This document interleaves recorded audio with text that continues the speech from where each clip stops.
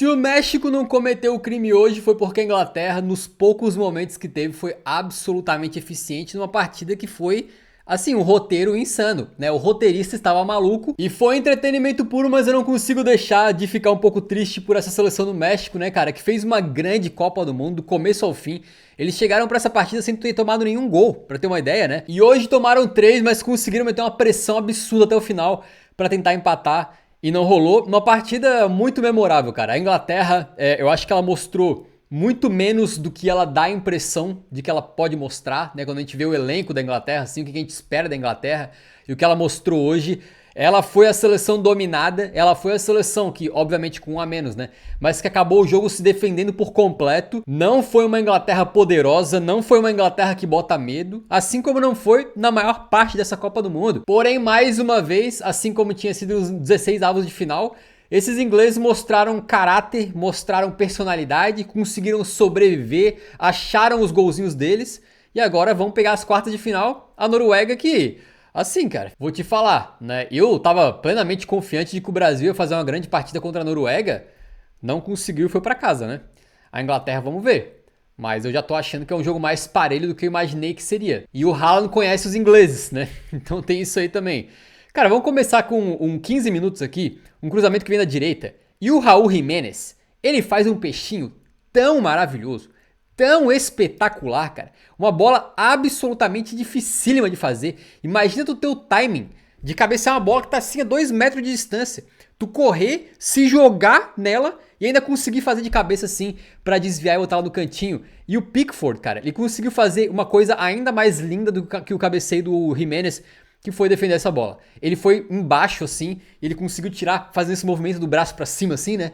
Que ele tira a bola pro lado. Cara, é uma das defesas do torneio, certamente, né? Se tiver um compilado assim de melhores defesas da Copa, vai estar lá essa aqui, porque é um espetáculo absoluto. Eu tinha certeza que essa bola ia entrar. Fora essa chance, não teve muita coisa e depois da pausa para hidratação, teve aqui o Gordon salvando uma bola na linha de fundo, finalizando fraco e tal, mas em geral, era uma Inglaterra que tava mortinha no jogo, cara. O México tava jogando mais, o México tava ocupando mais o campo de ataque e a Inglaterra tava com muita dificuldade de criar, até que eles criam 2 gols em sequência um do outro de uma maneira que é difícil explicar, né? Não tem leitura tática que vai saber explicar isso daqui. Porque, cara, olha que insanidade que é isso aqui, né? Tem um lançamento pro jogador do México e essa câmera aérea que eles proporcionaram pra gente aqui foi um espetáculo pra ver esse replay, né? Porque esse cara do México, ele quase alcança a bola. Por muito pouco ele não desvia ela aqui e faz o gol.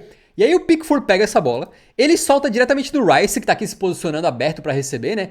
E o Rice faz uma corrida espetacular, velho, com aquela passada larga que ele tem e aproveita o campo vazio aqui e corre literalmente o campo inteiro. Ele recebe a bola daqui e ele vai correr e ele vai parar aqui, ó, quase na ponta da área. Ele deixa pro Saka, o Saka faz a jogada de linha de fundo, cruza pra trás e aparece o belly goal. Se o Raul Jiménez parou no Pickford, dessa vez o belly goal tava mais de frente, né, pro gol ali, com o gol praticamente aberto. E ele deu um peixinho maravilhoso pra fazer o 1 a 0. E o 2 a 0 sai literalmente depois da saída de jogo, porque o México entrega a bola aqui pro Gilberto Mora. Esse garotinho tem 17 anos, né? Uma pressão imensa estar numa partida desse tamanho. Fez uma boa Copa do Mundo, gostei muito dele, achei talentosíssimo, né? Só que ele tentou sair aqui no meio de 2, e aí, amigo, aqui a falta de experiência realmente cobrou seu preço, porque ele perde a bola pro Elliot Anderson, aí o Gordon briga por ela aqui, quase que os mexicanos conseguem recuperar, né? A bola cai no Bellingham, o Bellingham abre no Kane, o Kane devolve no Bellingham, e aí o Bellingham ele consegue se antecipar. O Lira, camisa 6, que é um volante do México, que também faz uma grande Copa do Mundo, ele consegue chegar a tempo pra travar, mas o Bellingham consegue finalizar por baixo das pernas dele, né? O Lira tá de costas aqui, a bola passa ali por baixo. Então, cara, a Inglaterra que tava assim, sem conseguir fazer absolutamente nada no jogo, em 2 minutos fez 2 gols, né? Eu pensei, velho, o México, se eles não souberem lidar com esse momento, eles podem desmoronar, né? Pode acontecer um momento 7 a 1 com eles ali, né? Um momento em que dá o famoso apagão e os caras tomam mais 1, tomam mais 2. A partida vai ser ditada conforme o México reagir a esse segundo gol. Porque é um baque, cara. Imagina tu chega com toda a moral pra essa eliminatória, com o Estádio Azteca lotado te empurrando, né? E aí tu toma 2 gols assim, do nada, enquanto tava se controlando o jogo, né? Pro cara perder a cabeça e o time se desorganizar é 2 toques. Mas os caras conseguiram encontrar um gol logo em sequência, numa falta cobrada aqui na lateral da área, que ninguém consegue tirar. Aí chega no Konsa, o Konsa, ele tira muito fraquinho. Ele tira aqui pra frente, né? Pra frente, no pé do Quiñones, que do jeito que a bola veio, meteu um sapataço e fez o 2 a 1, dando vida pro México, que parecia, depois daquele 2 a 0 da Inglaterra ali, que ia estar morto. né, que não ia ter chance de conseguir se recuperar, mas o cara meteu um tirambaço maravilhoso, fez 2-1. E aí depois tem mais uma bola aqui do Raul Jiménez, que ele finaliza de canhota, a bola passa muito pertinho do gol. E aí tem mais uma de cabeça dele que, cara, o Pickford hoje, realmente, né, a gente sabe que ele tem muitas falhas como goleiro, mas algumas defesas espetaculares ele tem na carreira. Se fizer o famoso DVD da carreira do Pickford, né, highlights do YouTube da carreira do Pickford, tem algumas defesas espetaculares. Ele já tinha feito uma no cantinho ali, e agora vem outro cruzamento, de novo é o Raul Jiménez que ganha pelo ar, e ele cabeceia de forma esquisita, meio pro alto assim, só que ela vai cair dentro do gol, cara, quase no ângulo, e o Pickford faz mais uma defesa espetacular. É inacreditável que o México não conseguiu encaixar o empate nesse momento aqui, porque foram os últimos momentos do primeiro tempo em que ele estava em cima da Inglaterra, jantando os ingleses, metendo uma pressão absurda. Inclusive, nesse escanteio que vem no Raul Jiménez, jogada ensaiada, ele desvia de cabeça para a chegada do César Montes, o zagueirão do segundo pau. E cara, não sei se ele demorou ou não, mas eu sei que aqui era o gol de empate, óbvio, né? E aí sai no final das contas uma tirada de bola do Bellingham. O Bellingham tinha feito 2 gols e isso aqui basicamente foi o hat-trick dele, né? Porque ele salvou um gol certo do César Montes. Então a partida do Bellingham hoje, eu vou falar mais dela depois, né? Mas ela foi espetacular. No segundo tempo, o O'Reilly manda essa bola na trave, né? Que ela desvia, acho que no próprio Bellingham, no meio do caminho, se eu não tô enganado. E ela vai na trave ali direto, né? Talvez se entra, eles dão um gol pro Bellingham, né? E depois tem essa bola do Quansah, que aparentemente parecia um desarme normal dele na bola. O jogo seguiu e depois foi pro VAR. E eu acho que ele foi bem expulso, rapaziada. Porque é óbvio que ele chega na bola antes, ele toca na bola antes de fazer a falta, né? Mas quando acaba o lance, ele tá nessa posição aqui. E aí a gente sabe que o juiz ele tem que interpretar muita coisa na hora de decidir uma expulsão ou não. Uma das coisas que ele tem que interpretar é a intensidade da entrada. O cara entrou com uma força absurda. Outra coisa que tem que interpretar é aonde no jogador adversário que tu bate, né? Ele bateu, no meio da perna do cara. Outra coisa pra interpretar é como que tu bate. Não foi uma batida de peito de pé, foi uma batida com a perna erguida e as travas da chuteira. Então é bom te lembrar que tu tocar na bola antes não significa que tu não tá fazendo a falta. Isso até no jogo do Brasil hoje, no pênalti perdido pelo Bruno Guimarães, né, que o Ayer toca um pouquinho na bola, mas ele faz o pênalti no Matheus Cunha. Ele entrou de forma ali pra derrubar o Matheus. Sob o pretexto de pegar na bola, tu não pode pegar na bola e depois quebrar um cara no meio. E foi mais ou menos o que o Quansah tava fazendo. Tu simplesmente não pode dar um carrinho com o pé nessa altura. Não pode. O pé dele deu uma quicada em cima da bola e subiu. Acontece, né? Tenho certeza que ele não quis machucar o colega de trabalho, mas eu acho que na risca da regra isso aqui é uma expulsão, sim. Né? Aí o nosso querido Thomas Tuchel aí bota o Stones no lugar do Saka, né? E logo depois sai o pênalti da Inglaterra, que é inacreditável porque a Inglaterra tava aqui sofrendo com 1 a menos, né? Sem conseguir fazer absolutamente nada e de novo vem a bola direto do Pickford. Essa aqui vai pro Kane, ele disputa a bola com o zagueiro aqui, a bola bate num, bate no outro e acaba sobrando com o Anthony Gordon que entra na área e o goleiro Rangel, né? Pra ficar mais fácil. Ele foi muito atrasado ali, fez o pênalti, pra mim não tem a menor dúvida que isso aqui foi pênalti. E aí o Harry Kane, cara, ele não quis saber daquela paradona hoje não, hein? Hoje ele pegou, sentou a sapataço ali no canto, talvez ele tenha visto o penal do Bruno Guimarães, né? E foi direto pro gol. E tu pode ver que, em teoria, não é uma batida tão no canto, né? Porque ela tá mais ou menos no alcance do goleiro. Qual que é a diferença de uma batida dessa que entra e uma batida dessa que é defendida? Ele bateu com muita força. Ele deu uma paulada na bola ali, que pro goleiro conseguir pegar tem que ter um tempo de reação completamente fora da casinha. Então o Kane, mesmo não colocando a bola tão na bochecha da rede assim, né, conseguiu fazer esse gol de pênalti aqui. 3-1 pra Inglaterra no momento em que botava uma água no chope absurda do México, porque os caras estavam com 1 a mais e iam vir pra cima. O técnico deles, o Aguirre, começa a fazer várias substituições ofensivas no final do jogo. Eles estão jogando com 3 atacantes, né? O Raul Jiménez, o outro Jiménez, que é o do Milan, e ainda mais o... Vocês vão me perdoar que eu esqueci o nome do cara, Martínez, que é um cara alto, de 1,90m e pouco, acho, né? Entra todo mundo no ataque. E aí eles conseguem um pênaltizinho, né? Que o Kane ficou de cara. Na hora também não parecia nada, mas depois que vai pro VAR, também acho que foi um pênalti muito claro. E acho que a decisão correta foi tomada, porque o Gutiérrez... Cara, o Kane vai chutar a bola, normal. O Gutiérrez chega antes, bota a perna pra dominar a bola e o Kane chuta a perna dele. É engraçado porque o Kane consegue afastar essa bola chutando a perna do cara. Ele chuta a perna do cara bate na bola e aí a bola sai da área, né? Mas no final das contas o cara chegou antes e assim, pode parecer que ele tá com a perna esticada pra frente do Kane só pra ser chutado, entre aspas, mas não é. A bola ia cair ali. Ele foi com o movimento de dominar ela, de tentar controlar a bola.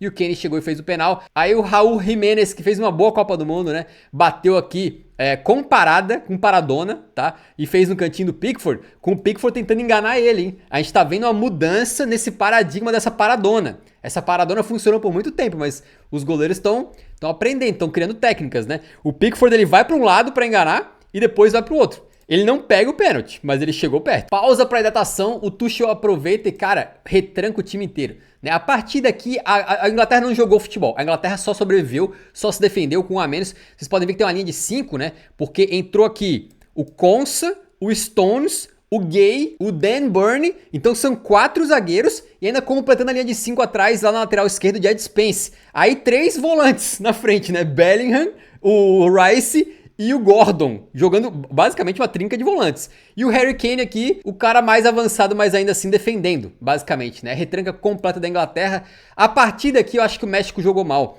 Porque quando eles tiveram, assim, a superioridade numérica e o Tuchel fechou a casinha dessa maneira, o México teve que ir pra frente, mas eles caíram muito nessa armadilha de só meter chuveirinho. Eu não sei se é uma armadilha ou era o que dava pra fazer, mas eles começam a chuveirar na área e começam a consagrar os jogadores da Inglaterra, né? Fora uma vez ou outra que eles conseguem cabecear, tipo essa aqui que o Edson Álvares chega limpo na bola e acaba não conseguindo finalizar legal, a bola saiu muito desviada, né? Eles ficam ali, cara, rondando e cruzando, mas aí o Stones tira, o Gay tirou várias bolas importantes ali, o Dan Burn de cabeça tira, e eles praticamente não conseguiram finalizar. Essa aqui é uma das únicas que dá um cruzamento do Gallardo, que é um cara que ele, pô, a quantidade de cruzamento que ele errou, né, foi brincadeira também, ele bota na área e o Raul Jiménez de primeira consegue fazer uma escorada meio girando ali, meio esquisita, seria muito incrível se ele fizesse esse gol, mas não saiu. Depois o Jiménez do Milan, né, o Santiago, cara, ele torceu o tornozelo e foi muito doido, porque a gente tá acostumado a ver o jogador se lesionando e sendo atendido dentro de campo. Só que numa situação como essa, ele se arrastou, ele tava com muita dor, ele se arrastou pra fora do campo para que o México pudesse continuar jogando e não perdesse tempo, né? Foi muito incrível isso aqui. O México acabou jogando com 10 mesmo, porque o Santiago Jiménez ficou ali sendo atendido fora do gramado. Muito chuveirinho na área que não deu em nada. Esse aqui foi bizarro, que o Stones tenta tirar essa bola e ele quase faz um gol contra. Cara, imagina tu dar um gol contra pro México no último lance do jogo quase, com o México tendo 30 minutos de prorrogação para jogar com um a mais. Seria um negócio inacreditável, né? O Pickford se consagrou muito aqui. Ele é um goleiro que não é tão alto assim, então talvez esse tipo de jogo, em que tem chuveirinho vindo de todos os lados o tempo todo, não seja o ideal para ele como goleiro, né? Mas ele conseguiu se impor dentro da área, sair nesses cruzamentos, socar de um lado, socar do outro, segurar a bola. Ele foi muito bem aqui, se consagrou bastante nessa partida, depois de ter feito 2 defesas espetaculares. E, cara, todos os jogadores da Inglaterra, basicamente, desde que o Tuchel retrancou, né, eles fizeram uma atuação exemplar. Eles se jogaram na bola de todas as maneiras possíveis. Eles correram igual maluco. O Bellingham, a partida dele, se acaba no primeiro tempo, com 2 gols e 1 gol salvado, já era brilhante. Mas o que ele faz no segundo tempo? De conseguir literalmente se matar dentro de campo para ajudar a Inglaterra a tirar a bola, a segurar a bola no ataque, como ele conseguiu algumas vezes. O bicho tava... Cara, tu olhar pra cara dele, não tinha um pingo de energia dentro dele, cara. Não tinha nada, não tinha sobrado nada. Né? Se fosse um videogame, ele já tinha falecido dentro de campo, porque a vida acabou, mas o cara continuou correndo. Então, o Bellingham, pra mim, foi disparado o melhor do jogo hoje, numa Inglaterra que... Futebol, não jogou tanto assim, mas teve poucas chances. Vocês podem ver aqui, cara, vamos ver os números aqui, ó. 6 finalizações da Inglaterra, tá? 1.55 de XG e eles com 3 chances claras meteram 3 gols. Né? No final das contas foi uma Inglaterra que criou pouco, mas criou bem e acabou fazendo os gols aí. O México teve um pouquinho mais de gols esperados, né? Mas também porque o volume de finalizações foi muito grande. No final das contas, cara, eu acho que tá justo pra Inglaterra, que passou num jogo que não foi dos melhores, mas foram guerreiros, né? Um time muito qualificado, se souber jogar bola.